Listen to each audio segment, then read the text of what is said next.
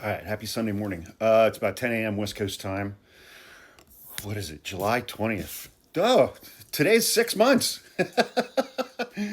Today is 6 months since the inauguration of Fat Nixon, Pervert Hoover, Groper Cleveland into his second illustrious term as President of the United States.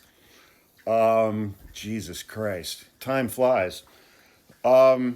Two things. One thing is already happening. I was waiting for the second thing, and the second thing I just saw an article about this morning. The first thing, Donald Trump and Senate Republicans are ramming through the nomination of Trump's former criminal defense attorney, Emil Bove, to be a federal judge on the Third Circuit Court of Appeals. Emil Bove, who is, I think, the number 2 or number 3 person at the DOJ right now, and has already been involved in 2 or 3 just massive scandals. In one whistleblower report, he's been telling attorneys for the DOJ to ignore court orders and telling them to give the courts the middle finger. And he, of course, spearheaded the dismissal of charges against New York Mayor Eric Adams that resulted in mass, very public resignations of DOJ, longtime DOJ attorneys who refused to go along with his little plan on that. They are going to, Senate Republicans are going to put him on the federal bench. He is uniquely unqualified for that position, not in the professional sense. He has a pedigree as an attorney that could arguably justify his nomination. He has trial experience, obviously, not great trial experience. He represented Donald Trump, that resulted in Donald Trump getting 34 felony convictions, which still stand to this day. Donald Trump, on July 20th, 2025, remains a convicted felon. Donald Trump has been convicted of more felonies than any undocumented immigrant that's been detained this year in the United States. That's a fact. MAGA, that's a fact. So that's thing one. What's thing two? I saw an article this morning saying that Supreme Court Justice Sam Alito may want to retire before the midterms. Why would he want to retire before the midterms? Because the Senate is in play.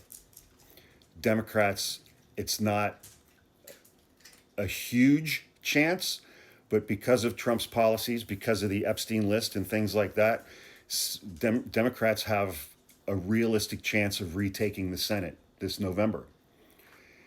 And let's talk about the Democratic base for a second.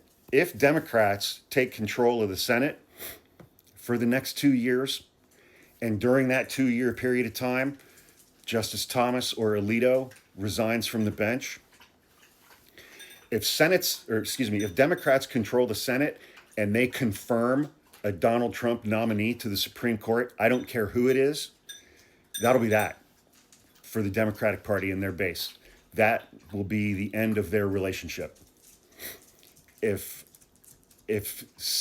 Democrats control the Senate and they confirm a 4th Donald Trump pick to the United States Supreme Court at any point in time during that 2-year period of time, regardless of who it is, holy shit. The Democratic base will abandon the Democratic Party in a manner that I don't think any of us can possibly imagine, just on principle. So what do these two things have in common with one another? I am convinced, and I was convinced as soon as Donald Trump nominated Emil Bove to be a federal appellate court judge, that Emil Bove is going to be Donald Trump's next pick for the U.S. Supreme Court.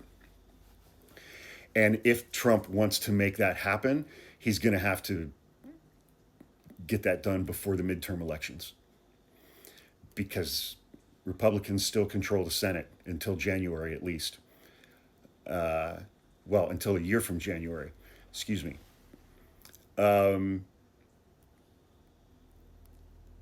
Yeah, I think Donald Trump's goal is to get Emil Bove on the U.S. Supreme Court. You think the current crop of conservative justices on the court is bad?